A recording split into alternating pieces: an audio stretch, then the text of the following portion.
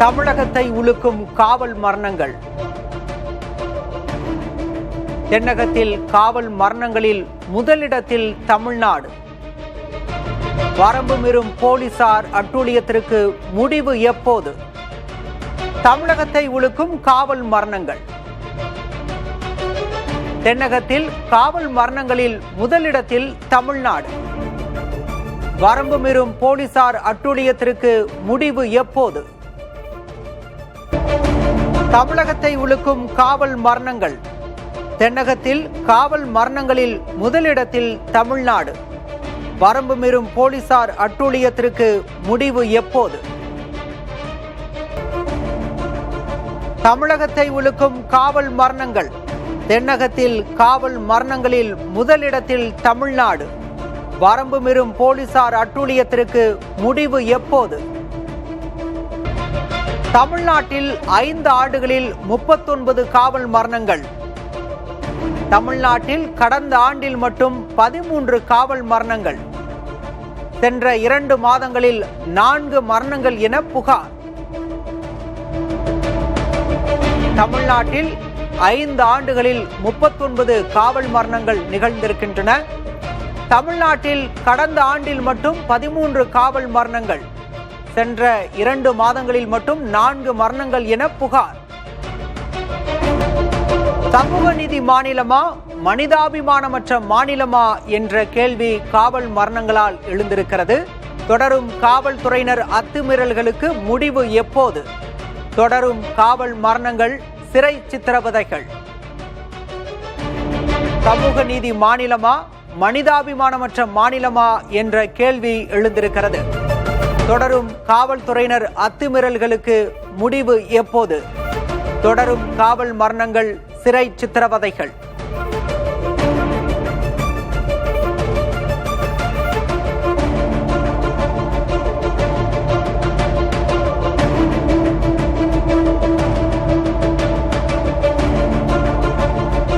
சமூக நீதி மாநிலமா, மனிதாபிமானமற்ற மாநிலமா தமிழ்நாடு என்ற கேள்வி எழுந்திருக்கிறது. தொடரும் காவல்துறையினர் அத்துமீறல்களுக்கு முடிவு எப்போது? தொடரும் காவல் மரணங்கள், சிறை சித்திரவதைகள்.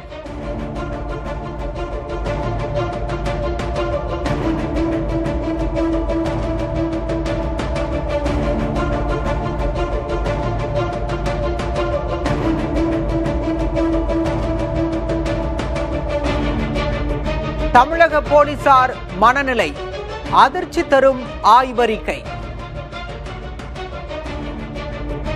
சித்திரவதை தேவைப்படுவதாக 91 விழுக்காடு போலீசார் கருதுகின்றனர். லோக்நிதி CSTS பகிரும் அதிர்ச்சியான தரவுகள். தமிழக போலீசாரின் மனநிலை என்ன என்ற அதிர்ச்சி தரும் ஆய்வறிக்கை வெளியாகியிருக்கிறது. சித்திரவதை தேவைப்படுவதாக 91 விழுக்காடு போலீசார் கருதுகின்றனர். லோக்நிதி CSTS பகிரும் அதிர்ச்சிகரமான ஆய்வறிக்கை. தமிழக போலீசாரின் மனநிலை, அதிர்ச்சி தரும் ஆய்வறிக்கை. சித்திரவதை தேவைப்படுவதாக 91 விழுக்காடு போலீசார் கருதுகின்றனர். லோக்நிதி CSTS பகிரும் அதிர்ச்சியான தரவுகள். தமிழக போலீசாரின் மனநிலை, அதிர்ச்சி தரும் ஆய்வறிக்கை. சித்திரவதை தேவைப்படுவதாக 91 விழுக்காடு போலீசார் கருதுகின்றனர். தொடரும் கொடூர மரணங்களுக்கு முடிவு கட்டுவது எப்போது?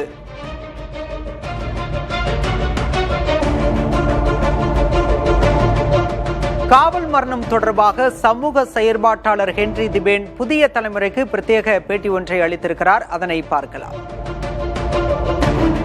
தமிழக வெற்றி கழகத்தினுடைய அக்கவுண்ட் ஓபன் பண்ணியிருக்காங்க.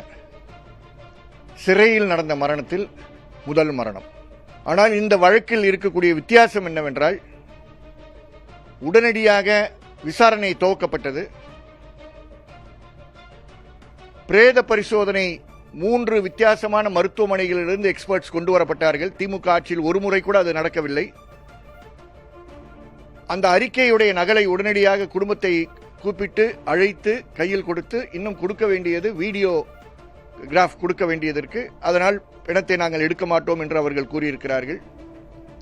உடனடியாக 3 நபர்களை கைது செய்தார்கள். திமுக ஆட்சியில் யாரை கைது செய்தார்கள்? உயர்நீதிமன்றத்தில் வழக்கு இருந்தால் கைது செய்கிறார்கள். உயர்நீதிமன்றத்தில் வழக்கு இருக்கும் போது அவர்கள் சிபிஐயிடம் ஒப்படைத்தார்கள். ஆகாஷ் வழக்கில் கைது செய்தார்களா? கைது செய்யாத ஒரு ஆட்சி.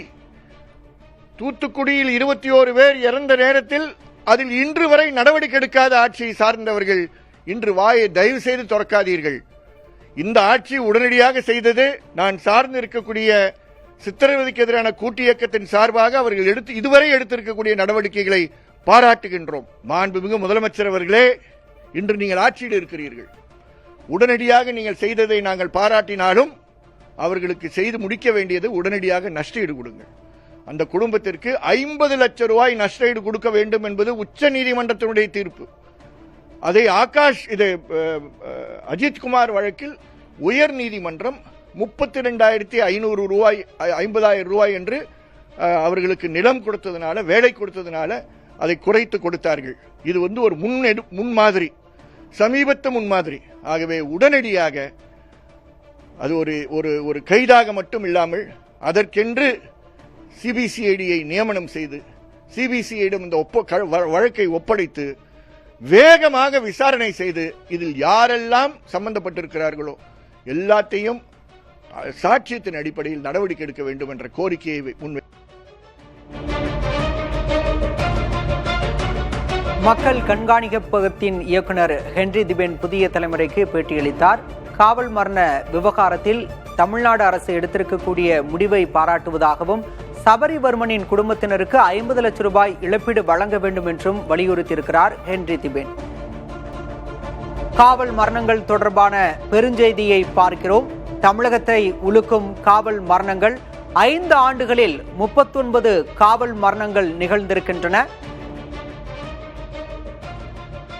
2024 10, 2025 ஆண்டில் 13 என கடந்த 5 ஆண்டுகளில் 39 காவல் மரணங்கள் தமிழ்நாட்டில் நிகழ்ந்திருக்கின்றன.